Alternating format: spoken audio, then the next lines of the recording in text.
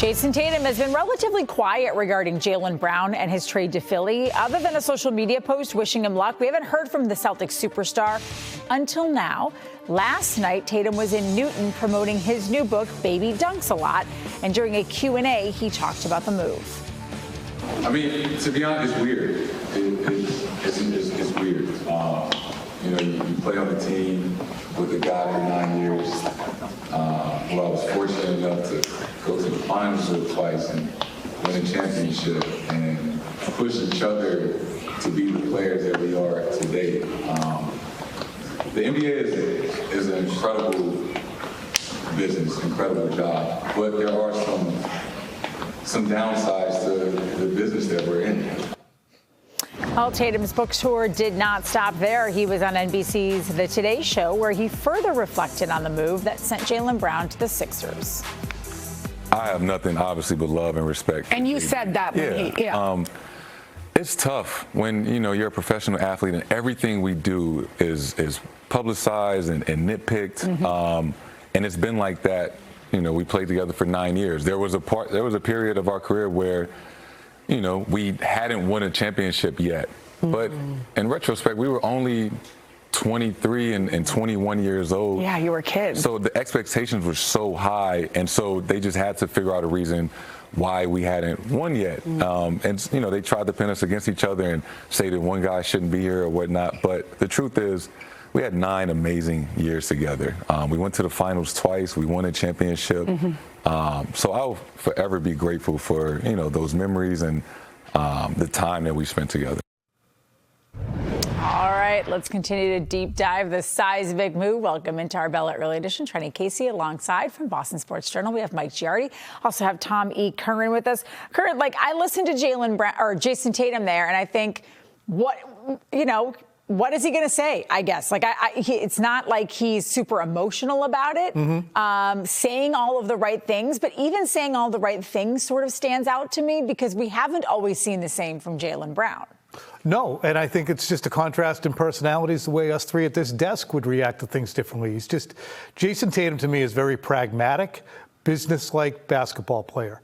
He doesn't emote on the court. The most he ever emotes is when he complains about a call. He doesn't get overly excited on the court. You don't see him, pounding his chest too often. You see it occasionally, but he is a very business-like basketball. He reminds me of Grant Hill a little bit in his approach to the game. And so people expecting him to go on Wildcat strike or start picketing out in front of, TD Garden over this, they're kind of not understanding who he is. I don't think that this insinuates, Tatum didn't go to bat for him. He, I think, understands, as many professional athletes do, there are realities. It sucks that he's someplace else. Would have loved to have seen it work out, but it didn't. To me, that was very much, he followed the PR playbook. Mm-hmm. I felt like it was very corporate to a degree, in that regard of this, don't get too emotional. And as Tom said, he generally isn't. So that's not a hard thing for him to do, to sort of stay in his lane. But can I get a little bit more about Jaylen, just a little bit, to make me believe that maybe you're going to miss him, that maybe you didn't want this to happen? And that's, I think, where you're left is did he make the decision to trade him? No. But if he had said to Brad or whomever, Chisholm, you can't do this, you're screwing me, then maybe there'd be a different conversation here. Well, to that point, much has been made about the relationship between Jayson Tatum and Jaylen Brown. ESPN's Shams Charania did shed some light on what it was like at the end between the two. For the longest time, over 10 years, 9 years together, they both worked amazing on the court together. On the court, they were great. But over the last year or so, that personal relationship, it was as close to not existent as you could have. But on the court, they were amazing, hard-working professionals together. Guys, when I heard this today, my first thought was, duh. To me, it seemed obvious that, to your point, Mike, if the two of them were as close as I think some of the green teamers wanted us to believe, that they were buddies, and it was just this media-driven narrative that the two of them had any competition between one another. Like, I feel like Jayson Tatum would have said to Brad Stevens and Bill Chisholm, like, guys, you can't take this guy away from me. Without him, we are a duo. We're best together. I also just think at the end, like, how would either of you feel if you were out of work for a long time and I said, that was my favorite set of shows of my career. Like, that, of course, is going to set, I think, Jayson Tatum off and further, put a chasm between the two of them. The interesting thing here is that Tatum was around the team a ton, right? So, like, sometimes when guys are hurt, it's just you go off and do your own thing. He made sure to travel with the team. So, like, trying to keep those relationships going, but for whatever reason, and maybe it is just that Jaylen ascended to this role and, look, ego gets involved in all this stuff. I mean, we saw it at the end of the Patriots dynasty with Kraft, Belichick, and Brady, that there was ego there. And you're together for that long, you tend to rub guys the wrong way, and maybe that was part of it. Maybe, or maybe sometimes personalities are such that even though you work together, you can't orchestrate chemistry. And they were good working, there was a good working relationship. But they didn't spend time. But why would Sham say then this year? Like, well, the personal relationship this year was basically non-existent. I think probably traces back to the fact the guy missed 60-odd games to an extent. But I also, I think that we're putting a microscope on something that kind of was clear to me. Who was Jaylen Brown's best friend a couple years ago? Porzingis. You cannot tell me that Jayson Tatum and Kristaps Porzingis are similar individuals. And I don't know why Brown and Porzingis were so close. But, personalities mesh. Mike and I have worked together since 2009, and a little more off than on in the last few years. And after Mike moved on from here, I wasn't happy about it, but I didn't go and talk to people and say, you got to bring him back. He's got to come back. You can't let him go to the NFL Network. We all have our jobs. I'm glad he's not going to Brad Stevens or Chisholm and piping up. I don't think that players really deserve to have a role in team building at that highest level. They don't get final say. But don't you think if there was a close relationship both on and off the court, and Jayson Tatum really felt like it would make the team better, and he felt like it was best for the team to keep him around, like, I do think he would have gone to bat and been like, why are we? I think any of us, in a position of power, and I think Jayson Tatum has power in a different way than most employers have, right? I think if he really wanted something, he would have the ability to say to Brett, I don't like that we're dangling this guy out. Yeah, he'd have the ability to say it, but I don't think that when they laid out the numbers and said, look at what's going to happen, you two take up 70%. You want to take a pay cut? Because he's probably not going to take a pay cut, and he's going to have a $70 million escalator going on if we pick up his option, which if we don't pick up his option, he's going to be really upset.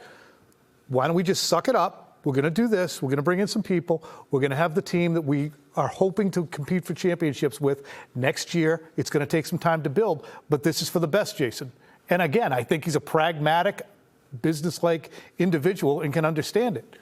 I also think there's probably, Trenni, to this conversation is there's probably a part of Jayson, maybe a big part of Jayson, that's really looking forward to being the unquestioned star. It's my team. I'm the guy. We just saw what the Knicks did, and you hear a lot of people in the NBA now talk about, like, hey, if you have this player in Jalen Brunson, who's a small guy, can't defend, what do we do to make him maximize his talents? How do we get him so that he's not in switches? We have these long wings, these long arms, and we did all these things around Jalen Brunson because we believe Jalen Brunson can bring us a championship. Are the Celtics going to do the same thing with Jayson Tatum and say, this is what Jayson does really well? And by the way, he does a lot of things really well, but say, this is this one thing or this thing here, and we're going to try to figure out in the next year how to put those pieces so that we maximize Jayson Tatum here in this next part of his career. Well, Curran, you mentioned the extension that was coming up for Jaylen Brown, and many people had wondered why the Celtics were so quick to trade him, and perhaps that Brad Stevens should have waited for a better offer, but maybe Jaylen Brown's contract situation played a role in the timing. Late July, they had a decision to offer Jaylen Brown a 2-year, $145 million max extension. And before it got to that point where if that time came and they didn't offer him the extension, this could have gotten even uglier between these two sides. Curran, I believe this was one of the biggest reasons Jaylen Brown is gone, is the fact that, listen, do they have to offer, they had to at least make a decision on it, and I don't think they wanted to give him 2 more years at that kind of money, and so they just had to part ways with him. Because, again, I think if Jaylen Brown knows that you don't want to extend him, that is sending a message you don't want to keep him long-term, so why should he stick around anyway? And the funny thing is, long-term, he's already here long-term. Yeah. It was going to pick him up until he was 33. So, you know, even if they could say to him, look, you're still going to make a hell of a lot of money here through 2029, we're just not comfortable picking up that extension right now. Whether he had his nose out of joint about it, and most likely every time he has a slight, he takes it to heart, or whether the fans and media said, whoa, they didn't pick it up, they must hate him. Why do they hate him? When it was signing a guy through 2031, it is such a faraway extension, but he does take slights personally, and this is something that I talked about last week a fair amount. Once he found he wasn't going to get that extension, if they weren't going to give it to him, then he was going to be kicking rocks left and right. Yeah. Just the way Shams talked about it, it was pretty clear to me that somebody whispered to him, we weren't going to pick that up. So, like, here's your, if they got to this point in July and they weren't, he clearly had an idea that this wasn't something that they wanted to do. One other thing I did want to say about this, and it's a bigger picture question with the CBA involved, but since they went to the new CBA in 2023, the cap values on some of these guys, like you were talking about the 70% number for the 2 players, 3 years ago, if they were on the Supermax, it was 44% of the cap. So, like, you can build a team around 2 guys, and if it's just 44% of the cap. Now, when you're saying it's 70, they're going to go, do we really want to do that? That guy's going to be in his 30s. Do we really want to have both of those guys lined up like that? And it feels like the entire league now is shifting to this.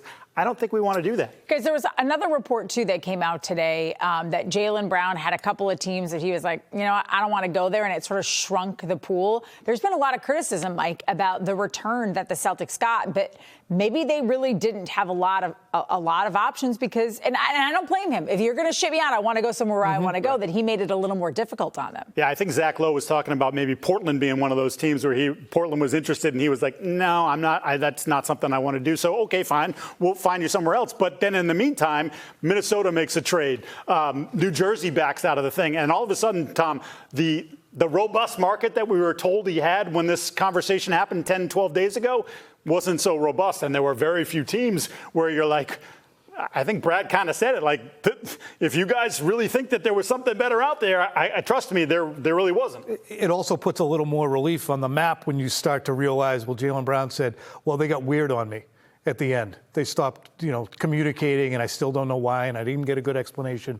Maybe part of it was going to him, and if they went to him and he said, I don't want to go here, here, and here, then they're like, well, we don't want to keep going back to him and find out all these other places he doesn't want to go to. Yeah. So in the end, it's a business decision, and we get so attached, as we are supposed to and have throughout our sporting viewing lives, to the players and the personalities and what the fun that they bring you. But in the end, you want to propel the business forward, which means to have a winning team that wins championships. And, you talked a lot. They didn't talk about championships the other day, but they were not going to win a championship with those 2 guys taking up 70% with the number of bigs around the NBA who were going to be impossible to get through.